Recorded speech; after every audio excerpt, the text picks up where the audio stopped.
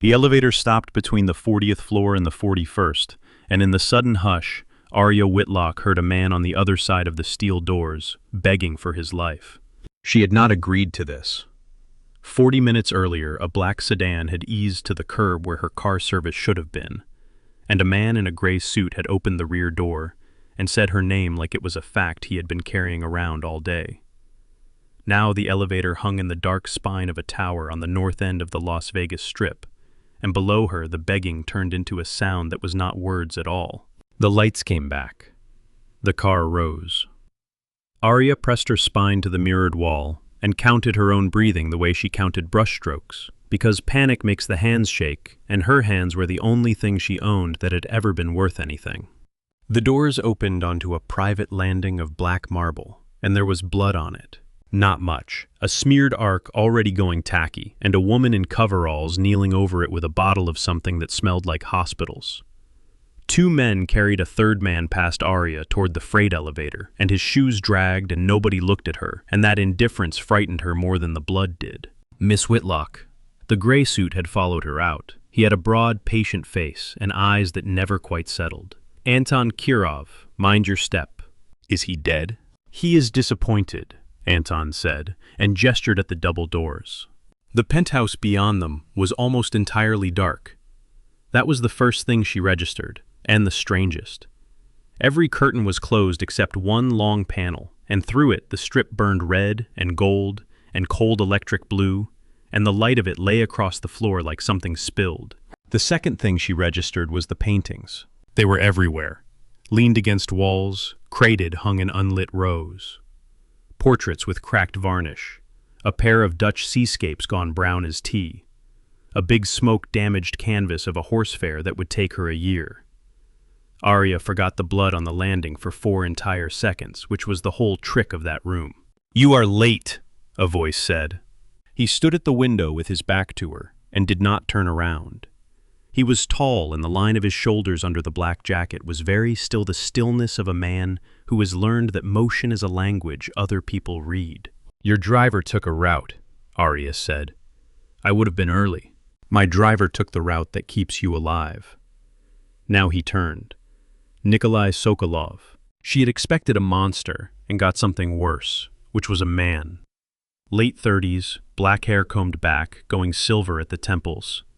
A nose broken once and never set straight, so that his whole face was slightly out of true, and deep-set eyes the color of slate under water.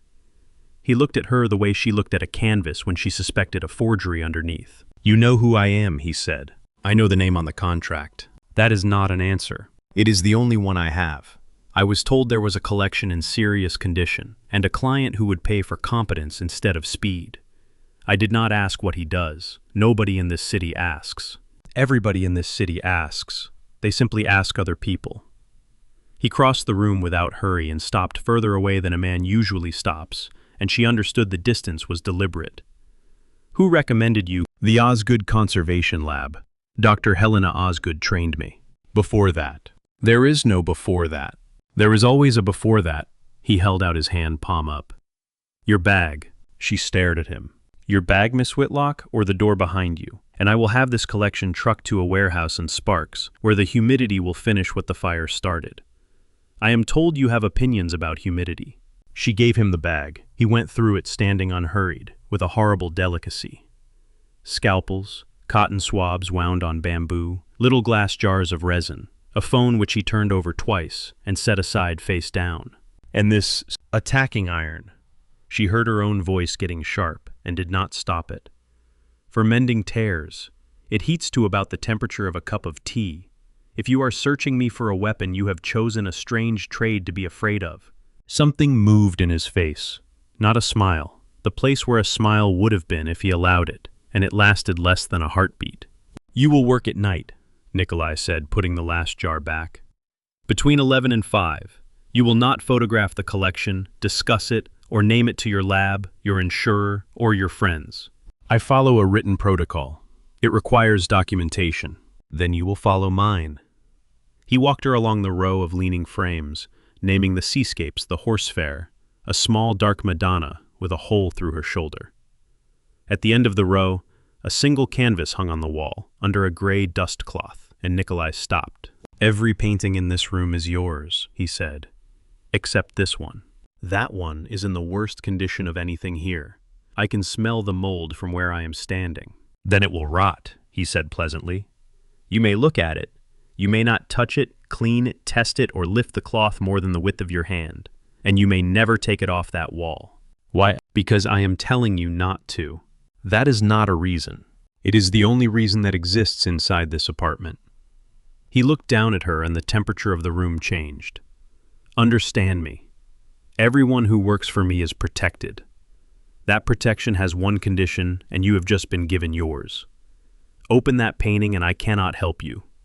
Not because I would not, because I could not." Under the cloth, she could see the shape of a heavy frame, a hairline of gilding, a dark corner of canvas, gone the color of weak coffee. "Fine," she said. "Say it. I will not touch the painting." "Good." He turned back toward his window and his burning city. "Anton will bring you coffee at 1. You take it black, with too much sugar." She stood there with her mouth open. "How do you know that—" He did not answer, and Anton was already at her elbow, and out on the marble landing the woman in coveralls was still working at the blood. She lasted 9 nights. They were in their way the best 9 nights of her working life. The penthouse was silent the way no place in that city was ever silent. She went at the horse fair inch by inch, lifting 100 years of soot off it with cotton and spit and patience, and the color came up underneath like something surfacing from deep water.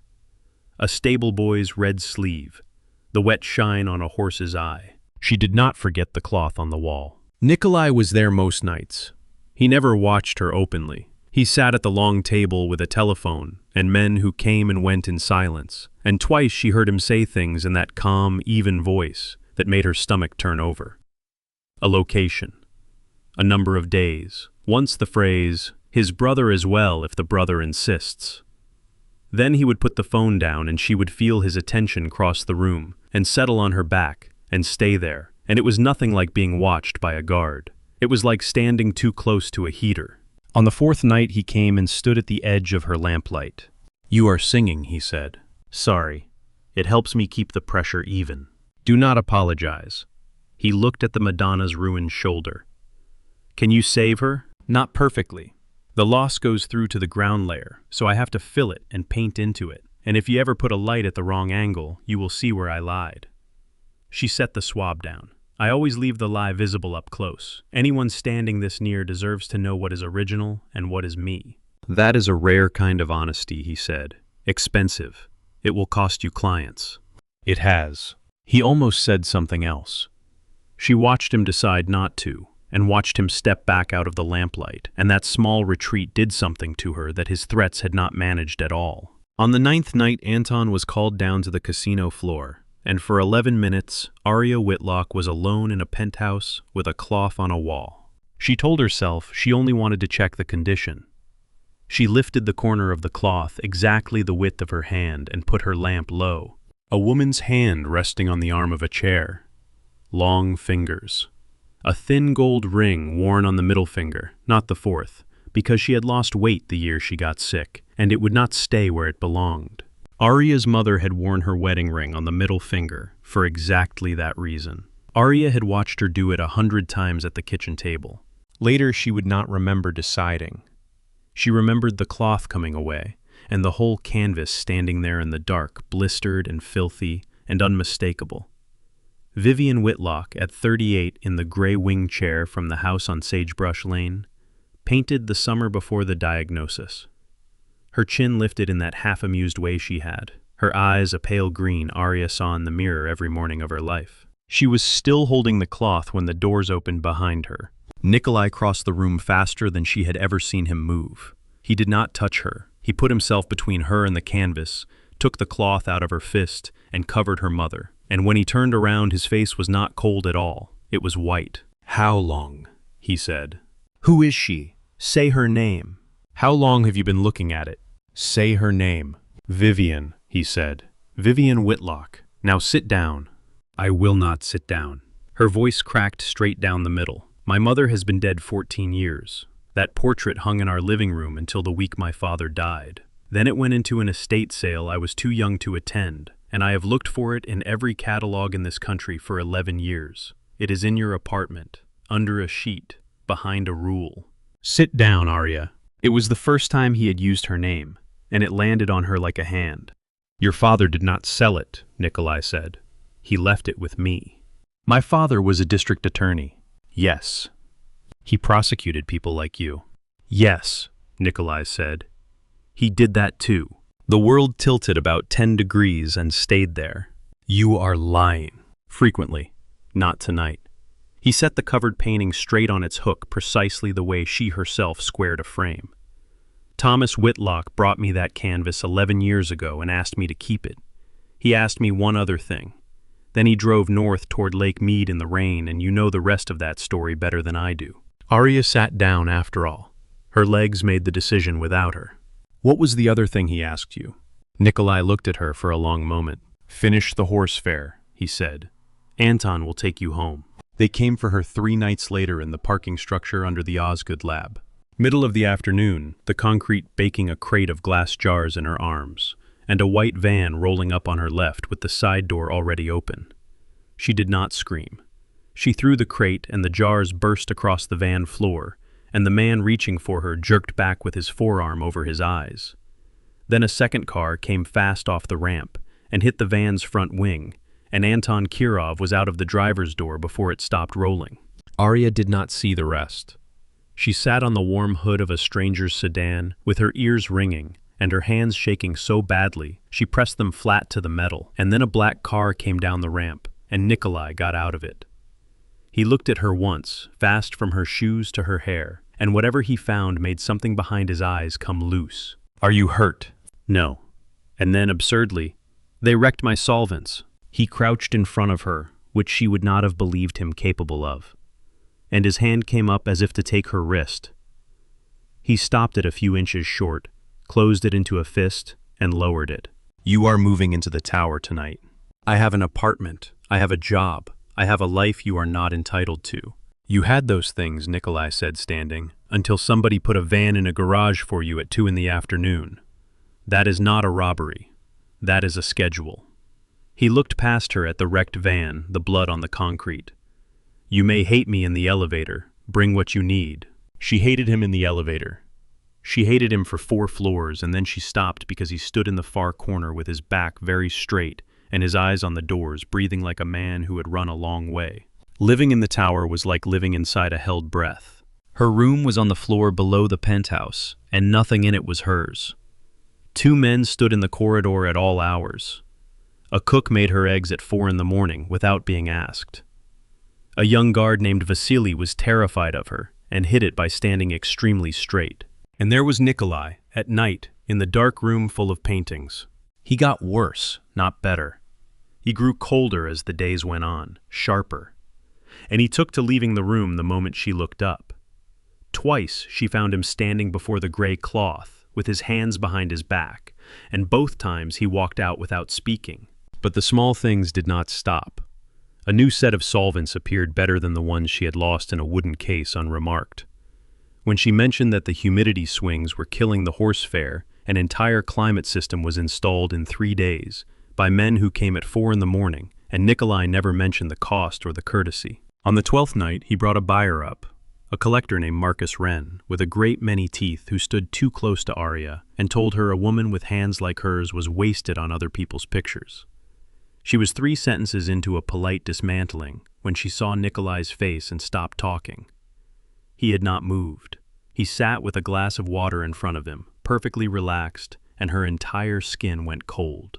Anton will see Mr. Wren to his car, Nikolai said. When the elevator closed, the room was very quiet.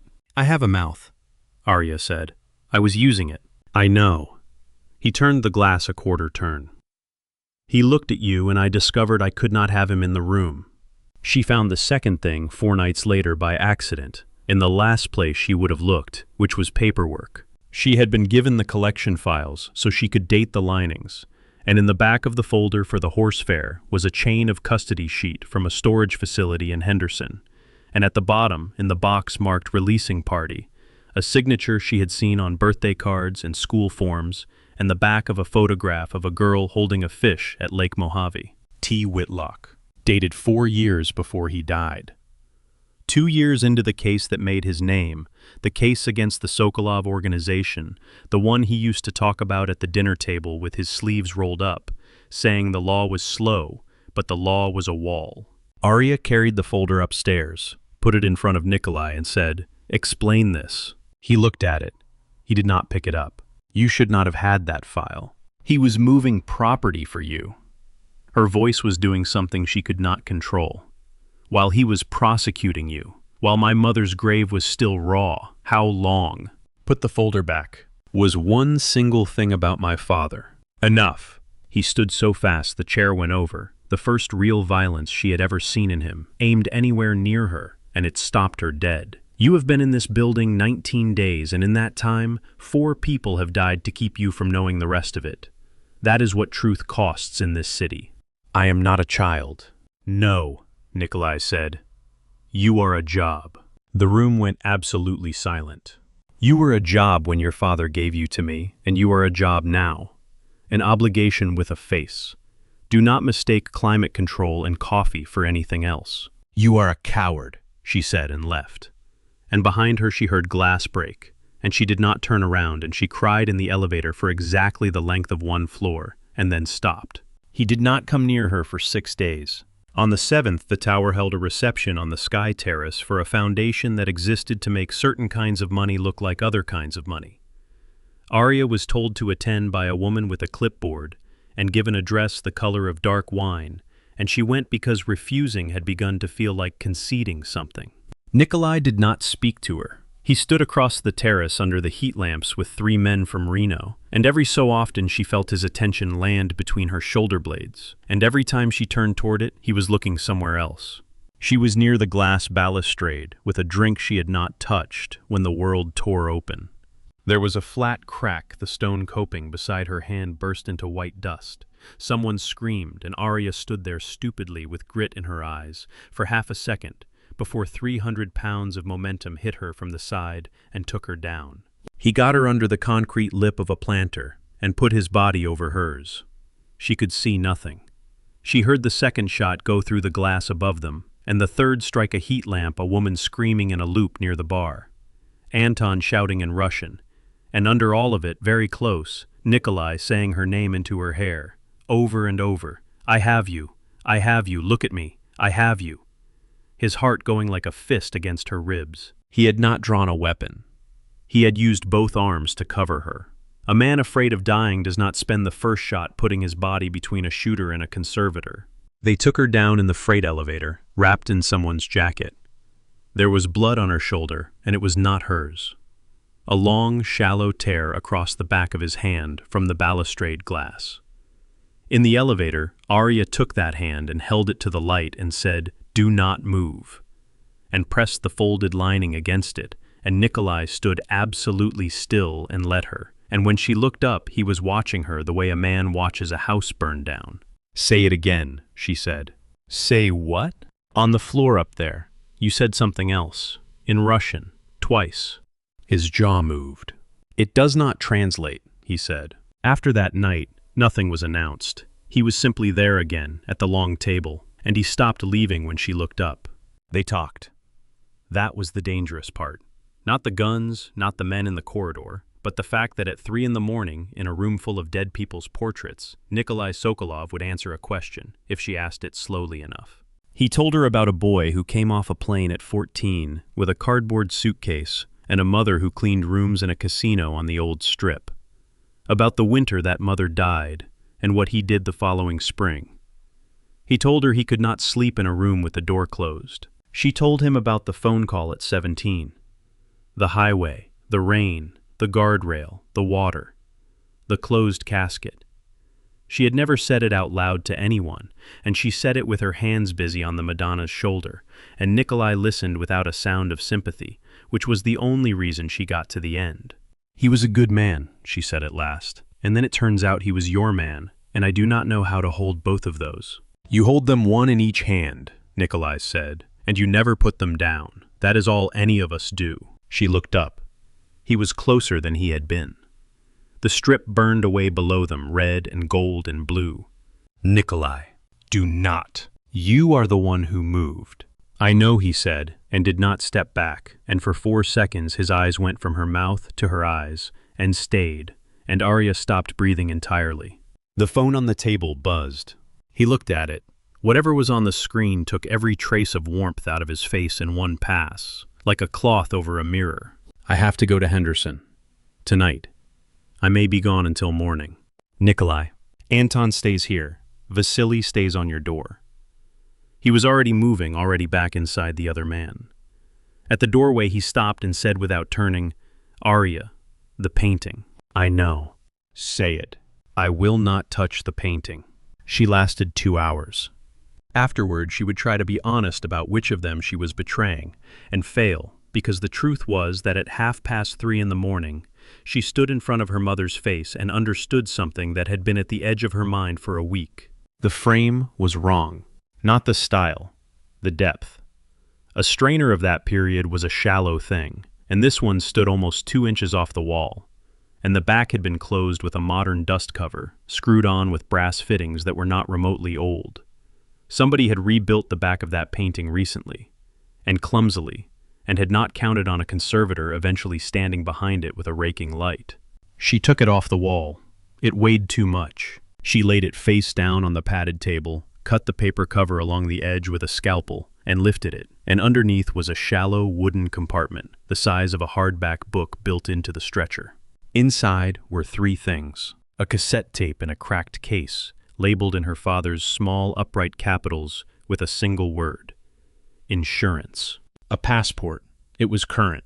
The photograph inside showed a man in his early 60s, silver-haired, heavy-browed, with pale green eyes she had inherited entirely, and the name printed beneath it was Gideon Ash, and a photograph on cheap, glossy paper of that same man on a hotel terrace with mountains behind him, one hand shading his eyes, the little orange date stamp in the corner reading 3 years ago, 8 years after they buried him. A sound came out of her throat that she did not recognize. She was backing away from the table, her hip struck a crate. The room turned very slowly, the whole burning city sliding past the window. Then she saw the doorway. Nikolai was standing in it. He had not come in. He wore his coat with the desert still on it, and his face was the face of a man watching the last of something go over a cliff, and in his right hand, hanging loose and forgotten at his side, was a gun. Put it down, Aria said. Whatever you are about to do, put it down. Nikolai looked at the weapon as though he had never seen it before. He set it on the console table by the door, pushed it away from himself with 2 fingers, and held both hands where she could see them. He is alive, she said. Yes. You knew. For 3 years. The sound she made then was not a word. I have to tell it in order, Nikolai said, or you will not survive hearing it. Please, sit down. She did not sit down. She stood behind the table with her mother's portrait face down between them, and listened. Your father, he said, was the best man in the district attorney's office, and he was mine for 9 years, not bought. He never took $1 from me. He came to me the year after your mother's diagnosis with a file that would have put my uncle in a federal cell for life, and instead of filing it, he sat in my kitchen and offered me a trade. I was 26. My uncle ran everything, and my uncle was moving people through 2 warehouses in North Las Vegas. Your father said I will take him off you, and in exchange you give me the men underneath him, and you run this thing clean, and I spend the rest of my career pretending you do not exist. So he took my uncle, and I took the houses. And for 9 years nobody in this city could touch me. And nobody could touch him because I fed him every rival I had. And he prosecuted every one. And the newspapers called him incorruptible. He was not incorruptible. He was something rarer. He was a man who decided exactly how much of his own soul he was willing to spend, and then spent all of it, and never complained. And the last thing he asked you, Aria said, 11 years ago, when he gave you her portrait.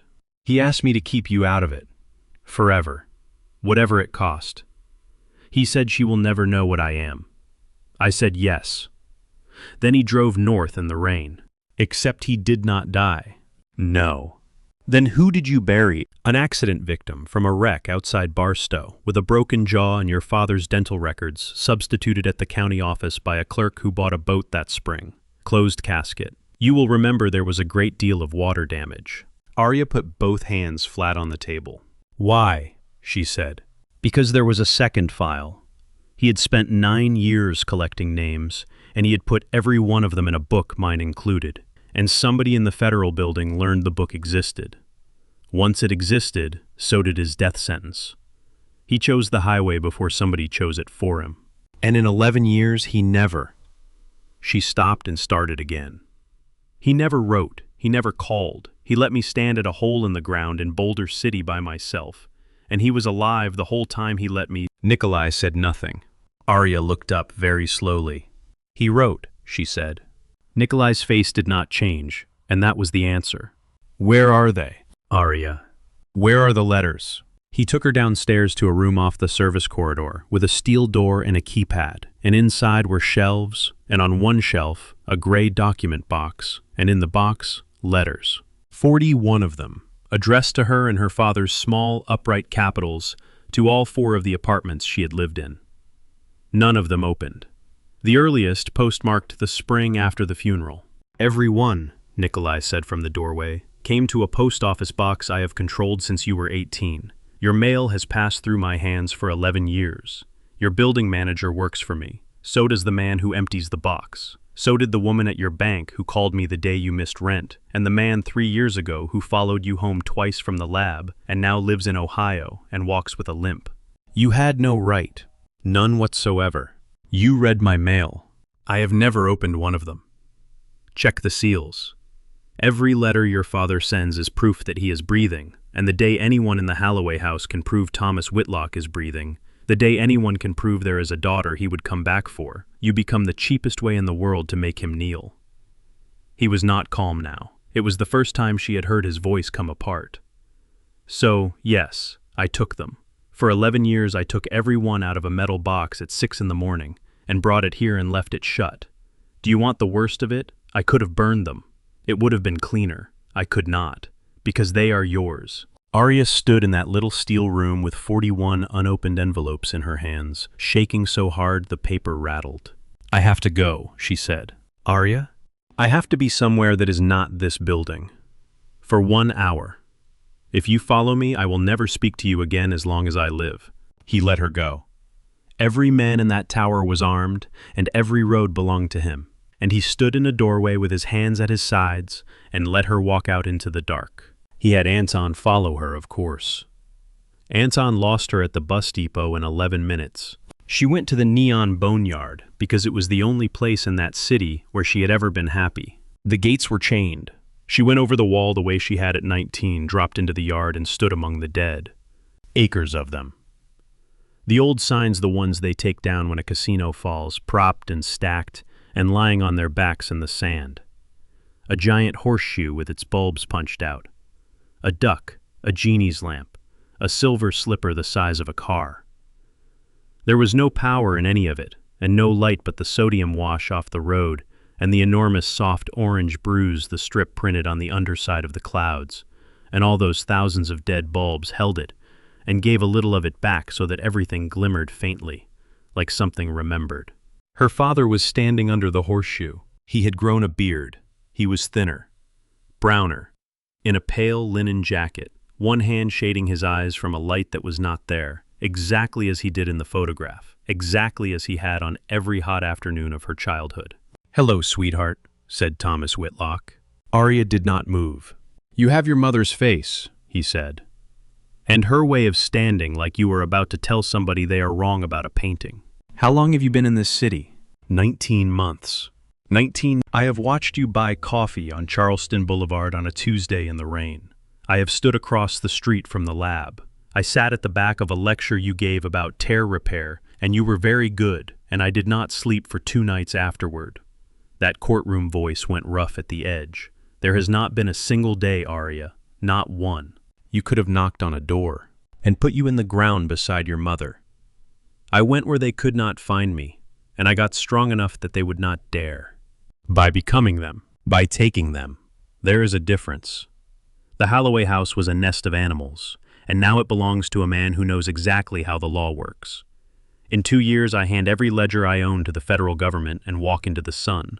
And Nikolai, her father's face changed. It went cold fast, and Aria's stomach dropped because she knew that expression. She had seen it across a dinner table at 15 when she lied about a car. He kept my portrait. He kept my daughter. Do you know why your mother got sick, Aria? The year the house was watched. The year the phone rang at 2 in the morning for 9 straight months. He took a step toward her. That was his uncle's people, and Nikolai stood in my kitchen through all of it. Every hour of the worst thing that ever happened to us has that family's name on it. The ground went out from under her a second time in one night. Come with me.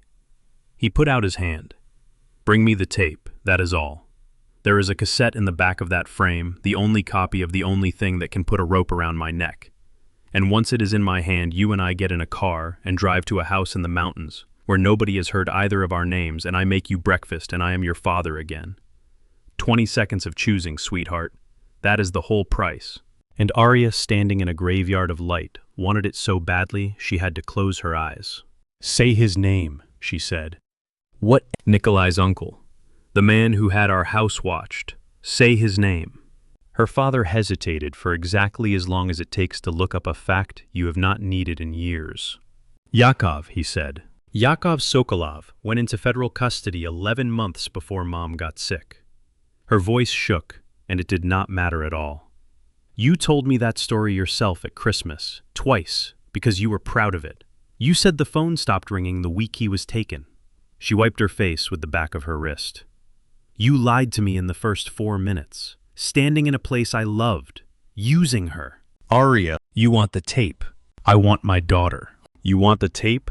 And you had 19 months to knock on my door, and the week I find that frame is the week you appear. And her father, who had loved her, who had stood at a stove on Sagebrush Lane making eggs at midnight, looked at her with pale green eyes exactly like her own, and said in a voice of perfect reason, "Then I will take it." Men came out from behind the silver slipper. They had her arms before she finished turning.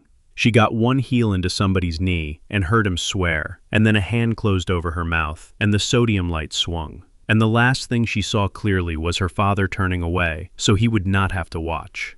They held her 19 hours in a half-built casino on the south end, a concrete skeleton with plastic sheeting for walls that boomed and snapped all night in the desert wind. She was not hurt. That was almost the worst of it. She was given water and a chair, and a man named Emil Varga sat across from her with a shotgun over his knees, and apologized twice for the cold, and sometime after dawn her father crouched in front of her and said, "It will be over by noon, and then you will understand." And Aria spat in his face. At 11 in the morning, the exchange was set at the loading dock, and Nikolai Sokolov came alone. She saw him through the plastic. He walked 400 feet of open concrete in the white desert light, with no vehicle behind him, and both hands visible, and in the left hand he carried a cassette tape. "That is not how this is done," her father said, almost admiringly. "He is not doing it your way," Aria said. They brought her out onto the dock. Varga kept a hand in the back of her collar. 20 feet away, Nikolai stopped and looked at her, only at her, and did the same fast check he had done in the parking garage. And she watched his shoulders come down half an inch when he found nothing broken. "Tape," said Thomas Whitlock. "Girl," said Nikolai. "You are in no position. I am in the only position." His voice carried flat across the concrete. "There is a copy of that recording in the hands of a woman in the federal building whose name you do not know. If Aria is not in a car in 60 seconds, that woman opens an envelope. Notice that I have asked for nothing for myself. I am not negotiating. I am telling you what is already true. You are on that tape as well. 9 years of you, everything you built. The copy hangs you too." "Yes," Nikolai said. "The wind moved the plastic. That is the point, and I would like you to understand it since you never have. Nothing I own is worth the drive back to that tower without her in the car. I cannot be bought. There is nothing left in me for you to threaten. That is what you did to me 11 years ago in my kitchen, Thomas. You made me into a man who keeps promises. Take the tape." Her father's face did something terrible. He had stood in a room with that kind of selflessness exactly twice in his life, both times with this man, and he had built an entire second existence on the belief that it did not exist. Give her to him, Thomas said. Varga's hand did not leave her collar. Emil. There is a third way, Emil Varga said pleasantly, and swung the shotgun up at Nikolai, which is that the Holloway house has waited 11 months for you to make one decision that was not about profit, and you just made it. So with respect, sir, you are finished as of now. Several things happened in under 4 seconds. Her father, whatever else he was, moved without hesitating. He hit Varga's barrel sideways, and the shot went into the concrete and blew a crater of gray dust the size of a dinner plate, and the sound of it in that hollow shell was like the sky splitting. Aria went down on her hands. Anton Kirov came over the loading dock rail from underneath where he had been for about an hour and put Varga on the ground. 2 more men fired from the mezzanine, and Nikolai crossed the open ground toward her. He did not go for cover. He crossed 20 feet of exposed concrete, with rounds coming off the wall beside him, reached her, got both arms around her, turned his back to the mezzanine, and she felt the impact go through him like a hammer on a door. They went down together behind the dock's steel lip. His weight came onto her shoulder and stayed. Blood was coming through his coat below the collarbone, a great deal of it at once, and Aria put the heel of her hand into it and pressed with everything she had, and Nikolai said very clearly into her hair, "Ya tebya lublю." That is what does not translate. I know what it means, she said. I looked it up in the elevator, you idiot. Do not you dare. Anton got them out. Her father, who had put himself in front of a shotgun for his daughter and did not run afterward, was found by the state police 40 minutes later on the loading dock steps with his hands on his knees waiting. He is alive, and he will be alive for a long time, in a federal facility in another state, because the tape was only the beginning of what was in that book, and because the woman in the federal building turned out to be a prosecutor he had mentored himself 20 years ago, when he was still the best man in the office. Aria has visited him twice. Both times he waited until the end to ask about Nikolai. And both times she told the truth, and both times he closed his eyes. Nikolai lost the empire. That was not a metaphor. The tape put 9 years of the Sokolov houses in a federal box, and the deal cost him every floor, every license, every quiet arrangement in that city. Anton Kirov runs what is left of it legally and badly, and is much happier. Nikolai served 11 months, and Aria drove out to collect him on a morning in March, with the desert doing its 1 green week of the year. He came through the gate with a paper bag and no coat, and stopped when he saw the car. You are early, he said. Your driver took a route, said Aria. The studio is a converted body shop off Main Street, with north light through the old roof glass, and the sign says Whitlock Conservation, because she has never been able to make herself put 2 names on anything. A horse fair hangs on the far wall that took her 14 months, and is the best thing she has ever done. A Madonna hangs beside it, with a shoulder that lies if you stand close enough. And by the window in the good light there is a portrait of a woman in a gray wing chair, with a gold ring worn on the wrong finger, cleaned now, the colors the way they were the summer it was painted. They never repaired the back of the frame. The compartment is still there, open and empty, and once a week a client leans around to look and asks what it was for, and Aria says storage and lets them decide what that means. Nikolai brings her coffee at 1 in the morning. Black with too much sugar, on the nights she works late, which is most of them. He has a scar under his collarbone that pulls when it is cold, and he still cannot sleep in a room with the door closed, and he is teaching himself very slowly and very badly to make eggs at midnight. On the shelf above her desk sits a gray document box with 41 letters in it. 39 are open now. 2 remain sealed, and Nikolai has never once asked her why. And that is one of the 400 reasons she is going to marry him in October. Last Thursday, a black car parked across the street from the studio and stayed 2 hours. Aria saw it through the roof glass while she was cleaning her brushes. She stood very still. Then she went to the door and stepped out into the warm evening, and the rear window came down, and a woman in her 60s with gray hair and a very good coat looked out and said, "Miss Whitlock, my employer has a painting he needs looked at. He would prefer that you did not ask whose it is." And behind Aria, from inside the studio, Nikolai Sokolov began to laugh.